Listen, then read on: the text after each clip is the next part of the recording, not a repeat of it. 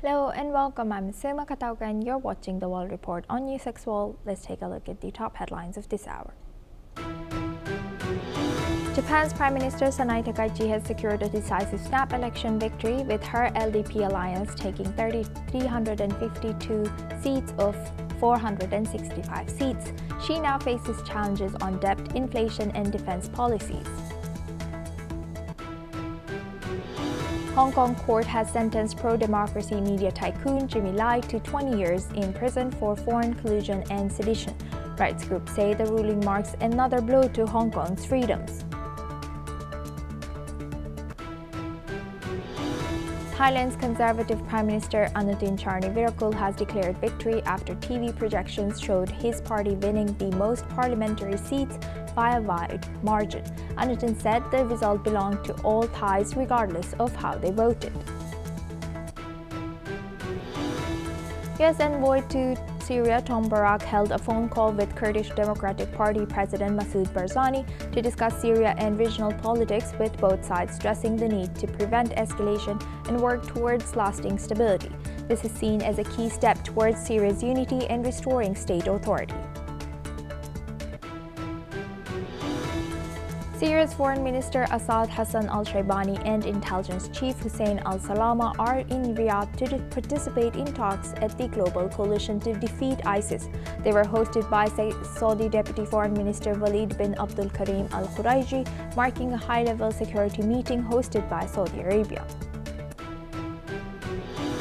Two South Korean Army crew members were killed after an AH-1S Cobra attack helicopter crashed during a training flight shortly after 11 a.m. local time. Now the military has suspended all AH-1S operations and launched an emergency investigation into the cause of the crash, which remains unknown for now. Venezuelan opposition figure Juan Pablo Guanipa, a close ally of Maria Corina Machado, was kidnapped in Caracas shortly after his release from prison yesterday. Guanipa had been detained for more than 8 months on politically motivated charges and was released, with his abduction raising new concerns. SpaceX Crew 12 astronauts have reached Cape Canaveral ahead of their ISS launch, calling the mission very real and a symbol of international cooperation.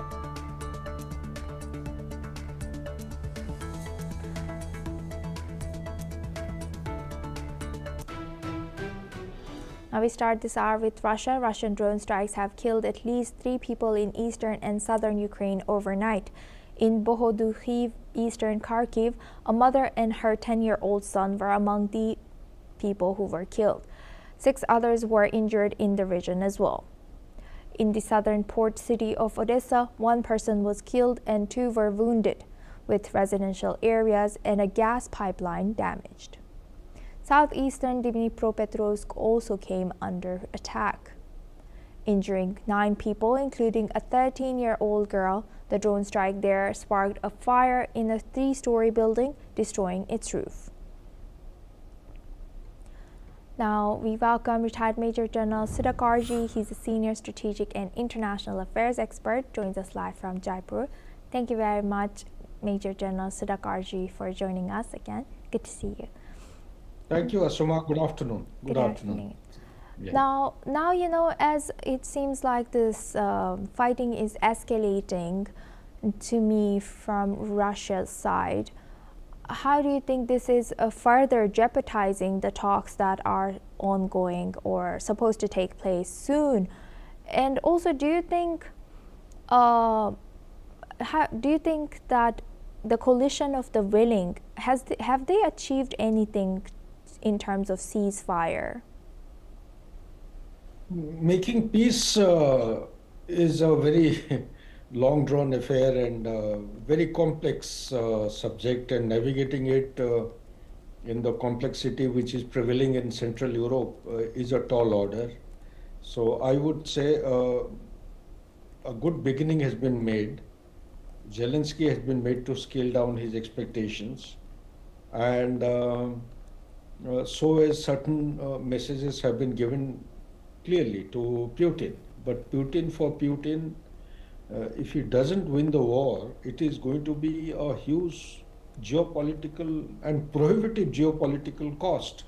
So he will not be ever ready to prepare to accept any kind of loss. He would like to win, be enjoy the cutting edge image of a winning leader, victorious leader. Now, coming to this Odessa, that pointedly you are asking, Yes. my take on the whole issue is that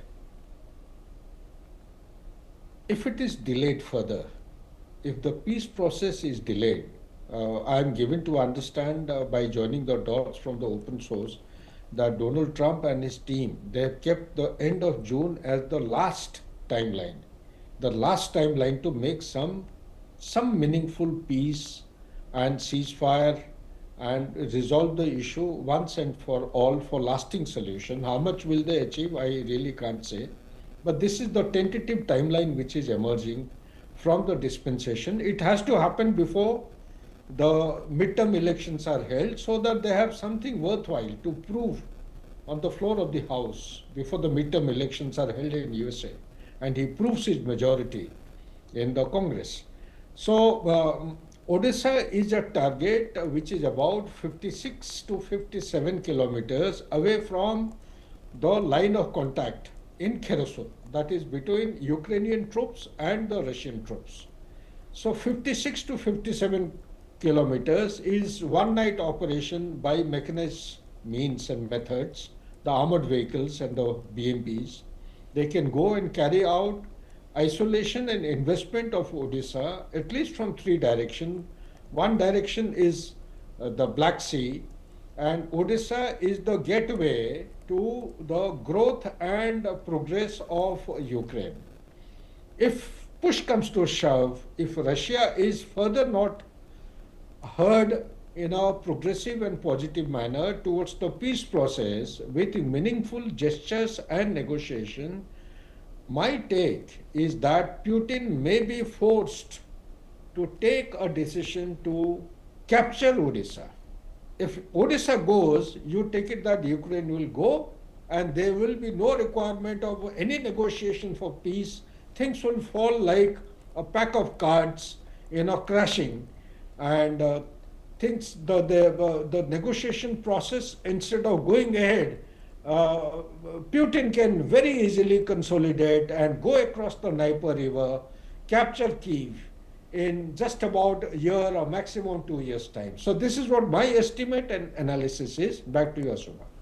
So given this timeline and goal of Trump administration, as you rightfully mentioned, by June this year, do you think that according to that, Putin and Zelensky both have changed their strategy? Do you think Zelensky has changed his strategy to gaining more support and to change his strategy in maybe gaining more, the funds from elsewhere, and then Russia changing their strategy to gaining as much as possible the territory? That's a good question you have raised. You see, 20% of land of Ukraine has already been captured and it is under occupation by Russia, including Crimea. That's a big percentage, it's a big chunk. But when you are asking about strategy, we need to keep in mind the weather. The weather now, it is the month of February. The winter is going down. The onset of, I would say, spring, as also the summer is round the corner. And when this happens and the snow has started melting, what happens in this area, Ukraine, because this is from the experience of Second World War, you see the permafrost starts taking place. What is permafrost? Permafrost is an artificial, is a kind of a natural outcrop of patches of grassy patches of soil, and below which there is water. There is all slush.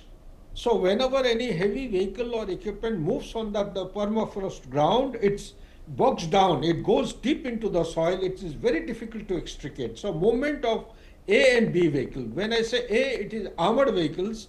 B means it is with a normal tire, the vehicles carry manpower and the weapons and equipment like BMPs. It will be very difficult for these vehicles to navigate the countryside terrain. So when I say this, I am looking at Odessa, your preceding question. The area between Kherson to Odessa is actually plain and semi-mountainous. It is actually, rolling down towards the Black Sea, number one. Number two, this area also is characterized by permafrost to some extent. The movement of A and B vehicles will be difficult. However, towards Kharkiv and towards Sumy side, it may be easy because that is where in the Donbas region, the 10% area which is still under occupation of Ukraine, which Russia has been looking for, because that is a strategic point which gives more than one cardinal direction of breakaway or connectivity, and also it gives a direct approach to Kyiv. And for militarily speaking, if Russia is pushed beyond a limit, it may have to take recourse to two ends of the eastern flank. One is towards the Kharkiv side, towards Sumy side, from Donbas, that region. The other one is to the Odessa. These are the two edges of the flank which he may exploit. So therefore, to answer your question, the change of strategy is going to be application of its resources, hold the central sector of its 20% of land which it has occupied. There are 6 defensive layers. They are held by the troops, held by the vehicles, held by the artillery guns. They are deployed all along. So there is no way that Ukraine can take them back. The only place where Ukraine can fight it back is the northeastern portion of Donbas. That also is a tall order, because Russians have made very deep penetration into this communication center, and it will be very difficult for the Ukraine. So Russia will do well if they continue to invest time, resources and energy by actually gravitating their operation towards this particular link, northeastern portion of Donbas, so that build-up of future operation, if any, if required, will be that much easy and simpler. As far as the change of strategy towards Odessa is concerned, it is going to be contested tooth and nail by Ukraine. Ukraine will be left with no option, even if, let's say, hypothetically, Kyiv falls. Kyiv is around 120 kilometers away from the Donbas region, or more than that. It has to cross the Dnipro. There is a river obstacle. It is very difficult to do that. But as far as the Odessa is concerned, this is going to be a critical point. Therefore, the strategy of Ukraine would be to, come what may, they will bring in all the resources and try and defend Odessa as far as possible to the extreme limit, because that is the survival line of threshold of survivability of Ukraine. If that falls, Ukraine will fall permanently. Thank you very much, Major General Sudhakarji, for sharing that insight. Now we move on to Hong Kong. Hong Kong's pro-democracy media tycoon Jimmy Lai was sentenced to 20 years in prison today for foreign collusion and sedition, marking the conclusion of a high-profile national security trial. Hong Kong's police chief superintendent Steve Lai Kwai Hwa has described Lai as the arch criminal behind the movements, while China's Hong Kong and Macau's Affairs Office has emphasized that the sentencing reflects the firm will of the Hong Kong government to safeguard national security. The case was drawn international condemnation, with global leaders calling for Lai's release.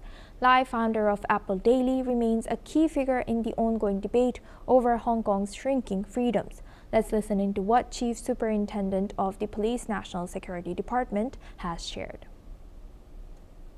法庭講得好清楚嘅，呢個係一個好罪行重大啊！即係如果咧，我哋睇翻嗰個我哋嗰個嘅國安法入邊咧，我哋分個檔次咧，呢個係一個最高嘅檔次。而佢個浪刑起點咧喺15年，之餘咧，法官咧亦都加咗一啲嘅加刑因素落去，例如咧喺嗰個嘅呢個嘅煽動罪入邊咧，我哋咧係加重咗2個月。 而喺呢個嘅勾結外國勢力罪咧，亦都係加咗3年。而個理由係咩咧？因為佢係一個罪魁禍首，因為佢係一個幕後推手。Now we welcome Mr. Collins Chong-Yu Keith. He's a Foreign Affairs Security and Strategy Analyst, joins us live from Kuala Lumpur. Thank you very much, Mr. Keith, for joining us again. Good to see you. Now, looking at this, what does this sentence signal about current status of Hong Kong today? And do you think this is working under one country, under China, two rules? Do you think that is working for them? Well, this is a classic, move, and to send a very strong message that, of course, from Beijing's perspective, Jimmy Lai represents foreign political penetration, also, of course, on ideological defiance, and this refusal also to conform to this post-2019 political order. And this is also a strategic move to send a compelling message to the audiences in Hong Kong, whether it's the media, whether it's the younger activists, or even the business elites, that even though you have wealth, even though you have international connections, they do not confer political immunity, and that also to send a message also to different activists and younger activists that of course adaptation to these rules will be the main option moving forward. And of course we have seen how this is also meant as a message to external audiences that this is primarily a domestic issue. This is about China enforcing its own leverage and of course its own rights on Hong Kong, and this is being framed as a domestic consideration. So we have seen how also this is a warning system also, that when Beijing is advancing this redefined rule of law narrative, it is also about to ensure that this remains the ultimate red line for China, and of course also to the international actors that this any external pressure on China, whether it's through Hong Kong or any other territories, this will not change any outcomes in terms of especially in this case for judicial outcomes, and that this Hong Kong governance is now treated as a closed sovereignty file. So there's no issue, there's no opening or any room whatsoever to question this so-called any attempts to redefine the sovereignty of China over Hong Kong, and this sentencing is now framed as clear, lawful under the rule of law framework, and also sovereign in nature, and of course this will set precedent and normalization of this moving forward. So what practical impact, if any, does this case likely to have on China's relationship with some Western governments, including UK? Yes, I think Beijing will expect some, of course, movements and efforts to frame this as yet another crackdown on the freedom of speech or democracy. And of course, Beijing has anticipated all of that, but under the policies of the Trump administration, Beijing has expected the Trump administration, not to be too, focused on this issue, and the general factors that have defined, China-U.S. relations, especially under President Trump, have always been on the trade, technology, power, geopolitics, and not so much on the human rights issue. But of course, we have seen how this has changed a little bit, and Trump has been tough on China on other issues. But of course, this has not been the primary battlefield, between China and the U.S. But other Western nations, including the UK and some European powers, are expected to also press deeper on this issue.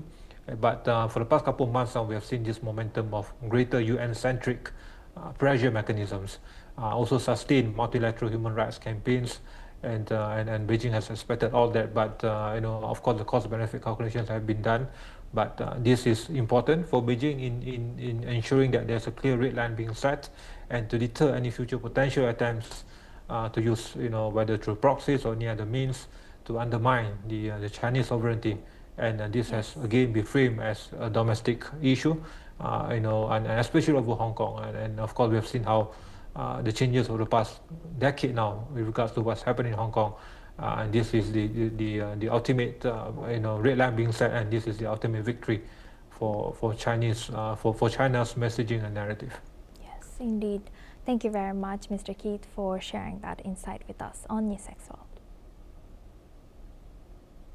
Now we move on to Venezuela. A prominent Venezuelan opposition politician was reportedly kidnapped in Caracas yesterday night, just after hours after his release from prison. Juan Pablo Guanipa, a close ally of opposition leader and Nobel Peace Prize winner Maria Corina Machado, has been freed after spending more than 8 months in custody on accusations of leading a terrorist plot. Shortly after his release, Guanipa appeared before journalists and supporters calling for the release of other political prisoners and also sharply criticizing the current administration's legitimacy.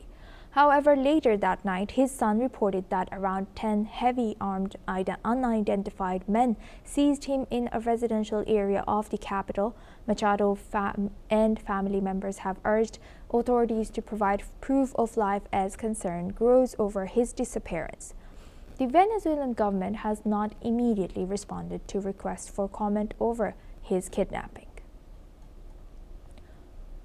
Now we welcome retired Major General Siddhakarji. He is joining us live from Jaipur. Thank you very much, Major General, for staying with us. Now, looking at this, who are we, or what are we to make of this situation, and who are we supposed to point fingers at? Is it the interim government, and how do you think it would be shaping her public opinion or her opinion of the public and legitimacy towards her? See, Soma, you see, your guess is as good as mine. In absence of any tangible and substantive evidence and input, we will be left with no option but to speculate and carry out some kind of a broad assessment based on whatever is available and prevalent in Venezuela. Venezuela, after Maduro was hijacked, Maduro and his wife, has gone through a very gradual and subtle shift in its stance. And to say that the leanings have actually become more inclined towards Donald Trump is not incorrect, is not an understatement. So the same leftist party from 99 till 2026 until Maduro was hijacked, if for 26 or 27 years, if the entire country has been subjected to some kind of governance or leaning towards leftist party, and suddenly they come under duress from USA expected to change their governance style and making people pro-America, actually would entail some kind of a strategic shift in the entire policy and the environment. That is the bigger picture. Number two, there are large number of political prisoners who have been released at the behest or at the orders or directions of United States, and these political prisoners are the prisoners, opposing leaders and pressmen, etc., who had been arrested by Maduro during his regime and his preceding regime and had been put in the jail. Now, if they have been released, and the opposition leader, very prominent, this gentleman who's been actually surrounded by the gunman and been hijacked, he is a very, very prominent figure. If he has been picked up by unknown gunman, and my only guess is that it could be that the leftist regime is feeling left out and unable to digest the way America has invaded into Venezuela and started putting pressure on the vice president to change her stance and also toe the line of American policies and principles, and also give up the oil refineries or the oil fields to the American companies. So to say that while she is under pressure, she is playing her cards very calibratedly, but the people on the ground who actually were affiliated and the ecosystem who was supporting the leftist party Maduro, ecosystem, when I say they have a strong armed forces, although the strength is low, the rank and file of the armed forces, the security apparatus, they were hand in gloves with Maduro. You never know, it could be that one. The third and the last point which is coming to my mind is that this country also has been subject to a lot of inter-gang rivalry.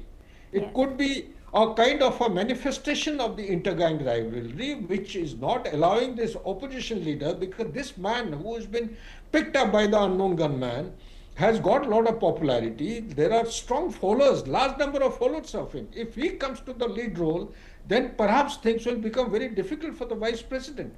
So therefore, or the officiating president. Therefore, the people are doing their job as deemed appropriate. They have felt that it is a threat to the vice president, and they have taken him away to unknown place. And time will tell us as to what purpose and what objective and what intent. Back to you, Asu. Now, moving the focus from the vice president to Maria Corina Machado, who's supposedly his aide.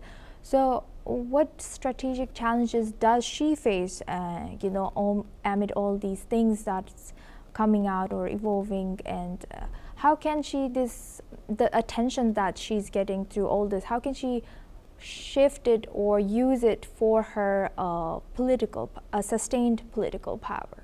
Yeah, correct. You see, Marino Cuccido, that she does not enjoy that much of popular, although she is the opposition leader. The fact of the matter remains that she is not able to rally people around her, and that is the difference between the vice president and the opposition leader. So that is one aspect. Second aspect is, for all you know, this may have been done with an aim to bridge the gap because of a polarized environment. Perhaps gradually, America sooner or later would like Marino to, replace the vice president in some form. Or vice president may take over as the president, but there are lots of ifs and buts, because the vice president, Delcy, has more than once has communicated in some form or the other, which are indicative of very hardened kind of stance towards US's expectations. So, because she's, although trying to balance out the relationship, but she is finding it very difficult between the left regime, the Maduro's regime, and the governance style and the expectations of the America. So perhaps America is playing the cards very deftly. Sooner or later, the opposition leader, that is Marino, is going to come into the political arena under the leadership of the vice president. This is one of the options. Second option could be to replace the vice president, which is not possible because the people's popularity is not the cake of Marino. And third and most important thing is that the inter-gang rivalry is a very dangerous thing which is happening. If that takes place, the Venezuela incidentally has got a youth bulge as well. The Gen Z, which is prevailing all over the world, can also spread into Venezuela. So that is the danger mark which USA has to mark, and they have to play their cards very close to the chest. Back to you, Asu. With that, I would like to thank Major General Sudhakarji for sharing that insight with us on NewsX World. Thank you very much. Now we move on to US. US President Donald Trump has again claimed that American elections are rigged and stolen, warning that the United States could lose the country if the system is not fixed. Speaking at a public event, Trump has repeated unproven allegations of widespread voter fraud and called for sweeping changes to election laws. U.S. election officials and courts have repeatedly rejected such claims, saying there is no evidence of systematic irregularities. The comments come as the U.S. heads into a highly polarized election season. The remarks are likely to further deepen political divisions in the United States, even as election authorities continue to stress the integrity of the voting process and urge public confidence in democratic institutions. Now we move on to next news. Montage Technology, China's biggest memory interconnected chip supplier, saw its shares surge more than 50% on its Hong Kong debut on Monday. The company raised $900 million in a share sale to fund research and development. Shares opened at HKD $168, significantly higher than the offer price of 106.89 HKD. Montage is chips help AI computer networks move data faster. The offering was massively oversubscribed with 700 times oversubscription in the retail portion. Montage's listing highlights China's growing AI chip ecosystem, drawing strong institutional support including from global investors like JP Morgan and UBS. That's all we have time for. Keep watching NewsX World for more news and updates from around the world.